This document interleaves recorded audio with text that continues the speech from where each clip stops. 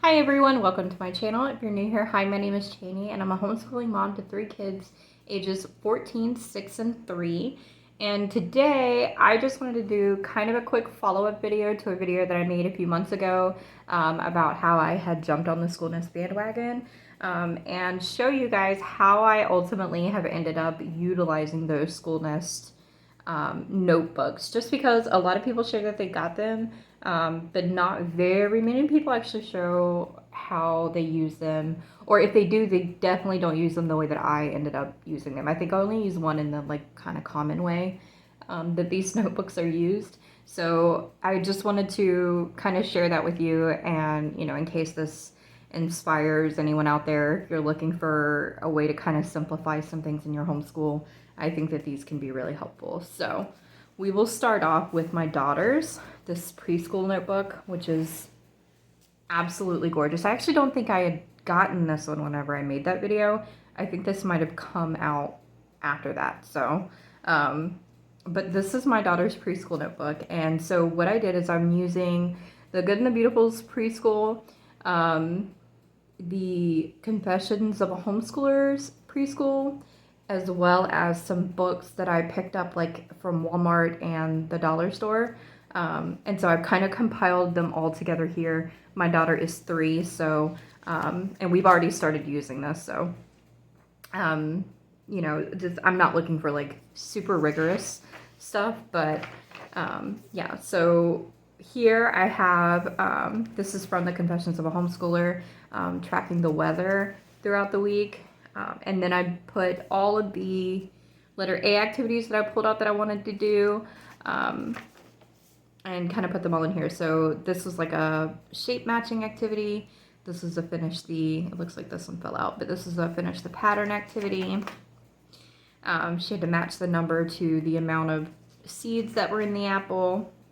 And then here, I left this page blank when I was putting them in because I wanted to kind of leave space. And so what I actually ended up doing here was writing down all of the books that we read that week. And so here we have some butterfly stuff, butterfly counting. So this is all of the Confessions of a Homeschooler activities popped in here. And as you guys can see, my daughter, who normally loves do-a-dots, did not want to do any of the do-a-dots in this folder. So, it works out that way sometimes. And then I added in, I pulled out like all of the letter A pages. Like I kind of did like a review section basically, from some of those like dollar notebooks that I got from Walmart and the dollar store. So I added those activities in here and just some simple review over some of the things that we had done that week, right? Some shape review, yada yada. And so they all kind of go the same way. This is a color matching activity.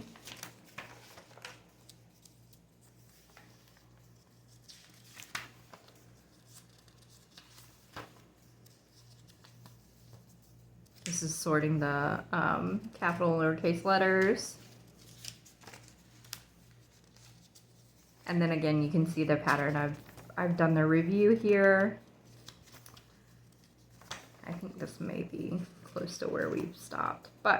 And then once I did that, I picked up, oh yeah, see, here I've got my magnetic bookmarker, which is like my new obsession. By the way, if you have never used magnetic bookmarkers, they're like the best thing ever, and I can't believe I didn't learn about them until I was an adult. But I use these magnetic bookmarkers to kind of mark where we are in each of the notebooks. But I kind of picked up where I had left off in the Good and the Beautiful preschool, because I started just in the Good and the Beautiful preschool. And then I decided to kind of put them all together because we've already done maybe half of the Confessions of a Homeschooler.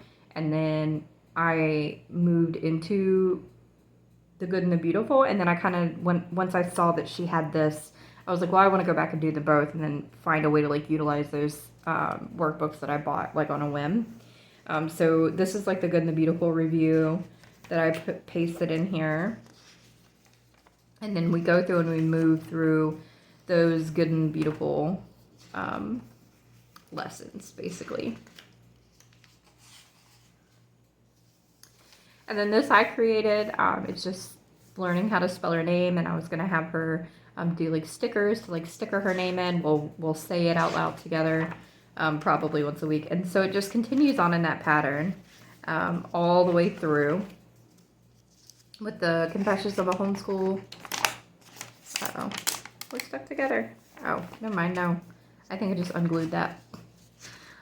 With the Confessions of a Homeschooler pages, here's some poetry, some fish we have to match, and then it moves into those dollar store review pages. And then once we get past those, I think it's like a 4-letter, yeah, I go 4 letters that correspond with the Good and the Beautiful chapter that we're going to move into. So Confessions of a Homeschooler has you go through the vowels first, but the Good and the Beautiful doesn't go in that order. So I opted to go in the order of the Good and the Beautiful rather than the Confessions of a Homeschooler order. And so then we move straight into the Good and the Beautiful and move through these lessons, which are just so pretty and fun. This is my second time, I know I should say, this is actually my first time going through the preschool, my second time going through like the preschool age with the Good and the Beautiful. Does that make sense? I started in the original, I think it was called Primer K. They don't even make it anymore, from the Good and the Beautiful, and I love the curriculum so much. So yeah, and then these last pages I left blank because I wasn't sure where I wanted to go forward with them. So that is the preschool notebook. Next, we have the notebook. This is 3rd grade. We call this the language notebook, and I included everything that I feel like is language.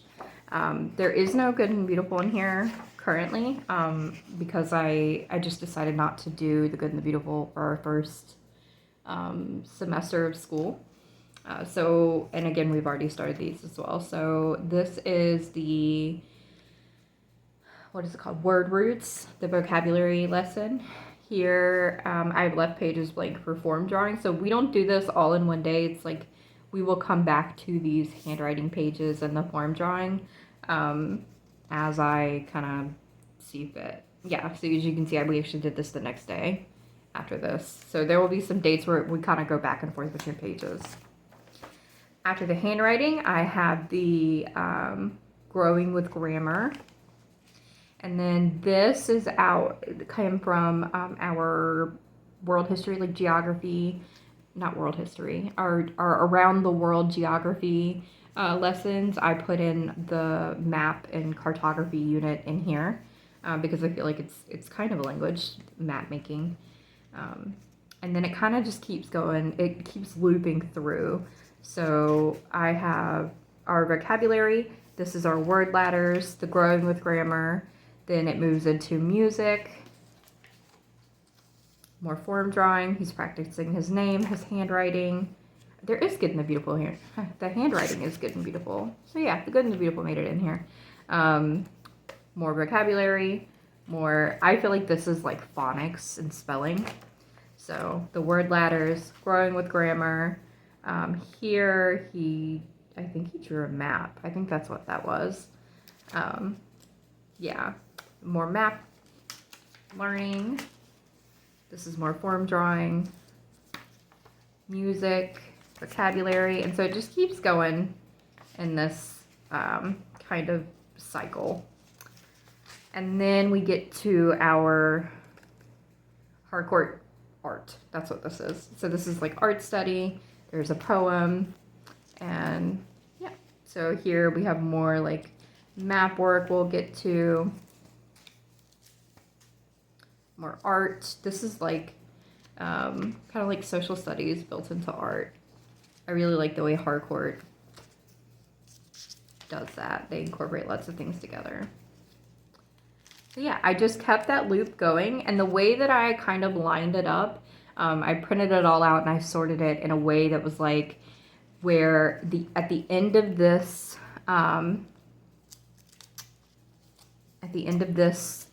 notebook here after all of these. You can see there's like review here at the end. Each different curriculum has a test at the end of each of a unit, and so the end of all of those units meet at the end of this binder. So once we finish this notebook, he will be ready for essentially like his midterm or unit tests at the end of this. So this would probably only be half of a year for as far as like lessons go, but so if you do this the way that I've done this, it would be 2 folders, I guess, for the year. But I'm okay with that because I was printing everything out and putting them in a binder, and then at the end of each week pulling them out of that binder and putting them into my record keeping binder, and it was becoming a little bit of a hassle. So this is a good way to kind of keep all of our subjects kind of contained into one place. So that's the language notebook, the 3rd grade notebook. Next, I have the mathematics notebook. This is also for my 6-year-old. And so it opens up with this hundreds chart, and I've kind of done the same thing here. You'll notice we left these blank. I put these in here. This is from the math, what is it? The math journal from the old The Good and the Beautiful Math. I still have the math journal, and I copied them and I put them in here. But I actually kind of changed my mind once we started doing it to skip these and go back and do them later. And so I kind of wish I hadn't put them in the order that I did. But originally my idea was to do these like journaling pages and then move into the actual math. But because I'm throwing 2 curriculums together, it kind of didn't work out that way.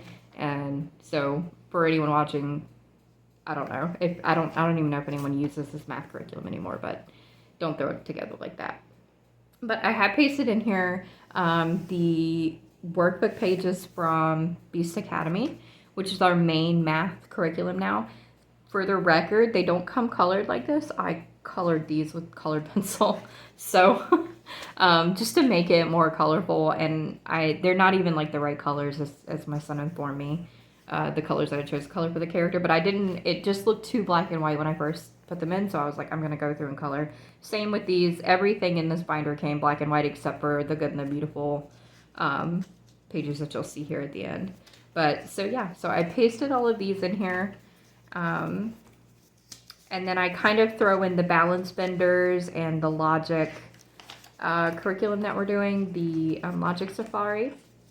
So here's a balance bender, which is algebra is basically what it is, but with shapes. And then soon you'll see the, I think there's some lollipop logic in here and some logic safari. Yeah, this is logic safari, I think. Yeah. And then the balance benders, and then we're back to the Beast Academy. Now I put the whole first unit, the first book, what is it? 2A is in here. And then I put those balance benders and things in between. And Logic Safari here. And again, these don't come with color. I colored them in with colored pencil. I've colored the whole book in.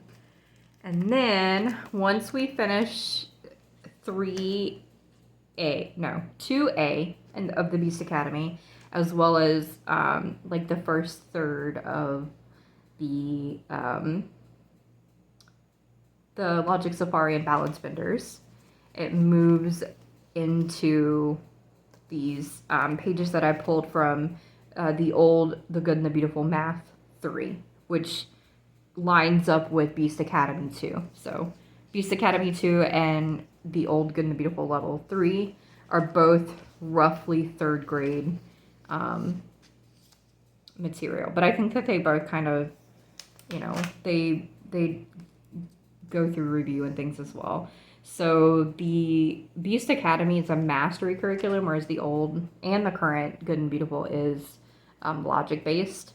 So, or not logic, I'm sorry, spiral. It's spiral, so it keeps looping back around. So I have to kind of pull and put the Good and the Beautiful in a place that makes logical sense. This needs to be glued back in a place that makes logical sense for what he has learned already through Beast Academy. And it's also good for a brain break from the really, really complex math that Beast Academy does, to go back to for lack of a better word, like regular math, like regular step-by-step math, because Boost Academy really does spend a lot of time stretching your brain in really complex ways. And I think The Good and the Beautiful does a good job of being much more gentle with those bigger concepts, right? So, but yeah, so that's how I had that set up. And again, at the end here, I just left it blank because I didn't know if we maybe would flip back here and do like some, you know, actually use the grid paper for like math work. We might do some like Waldorf style entries into the math journal in the back here. I haven't really decided yet, but that's the math notebook. And then the last one, this one's going to be super short because this is one of the only ones that I'm only adding to as we do it. And so this is our science notebook. We did start this year with space science. Unfortunately for me and him, she actually released a science notebook with a space cover after we started. How much does that suck? But I am going to show you the way that we're using this. This is the only notebook. This one and like the reading notebook and the spelling notebook are the only ones that we're using kind of like as we move along rather than filling it out and then working through it. But yeah, so he's doing space science. This is, you know, like the planets of our solar system. He wrote the vocabulary word of the day and the definition. This is like an attempt at drawing our universe and like comets, suns, that kind of stuff. So this is, we were using the old Good and the Beautiful, like the old one before they even had like 8th grade or 7th grade. That old of a Good and the Beautiful space science curriculum. And so these are things that I pulled out of that curriculum, made copies of, printed out, and we are able to, he's able to add it to his journal. And so yeah, and then we just kind of, I pasted the planet in the middle with like different things that he's meant to fill out. He does essentially like a narration drawing, and then sometimes he will orally narrate and I'll write for him, or he'll write himself, you know, the entry for that day. So like, yeah, here he's drawing the layers of the Earth. This is supposed to be one of, I think, the rover or something that landed in Mars. Moon phases.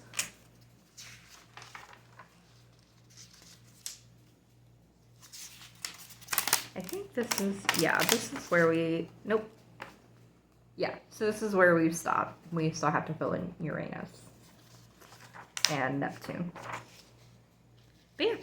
So that's how we're doing the science notebook, and then that makes it really easy too. So when we move into different science subjects, we can just, you know, add in the different subjects, and maybe I'll go through and kind of fill them in the way that I did here. With these, I kind of did these all at once since I decided to do it this way. I really, really liked the idea of that. But yeah, so I hope that was helpful if you were looking for a way to utilize the School Nest notebooks. If you have any questions about anything that I've done, please leave them for me in the comments down below. And I will see you guys next time. Bye.